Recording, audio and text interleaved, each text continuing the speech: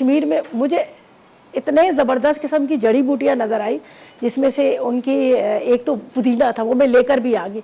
एक पत्ता खाओ मुंह जल जाता था, इतना स्ट्रॉन्ग उसका फ्लेवर था। मैंने कहा भाई मैं तो लेके जाऊंगी कराची। मैंने इतना सारा बंच बनाया और उसको रखा, और बेचारे सारे जिस होटल में गए सब बड़े अच्छे थे, तो वो मैंने ला के पानी में रखे। कलर भी ऐसा नहीं है, कलर बड़ा लाइट सा, पत्तों का कलर भी चेंज है।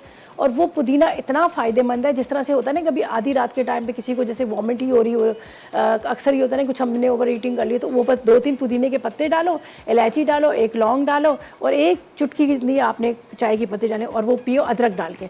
यकीन करें फ़ौरन आराम आ जाता है। वहाँ मैंने तो और कोई मेडिसिन तो ली नहीं थी, तो मैं यही कर रही थी। और फिर मैं वहाँ से 3-4 किस्म के साग लेकर आई।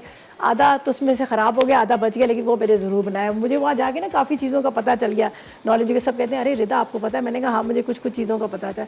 तो बड़ा वैसे मज़ा आया वहाँ कश्मीर में। वहाँ पे बड़ी ज़बरदस्त सी जड़ी बूटियाँ भी थी।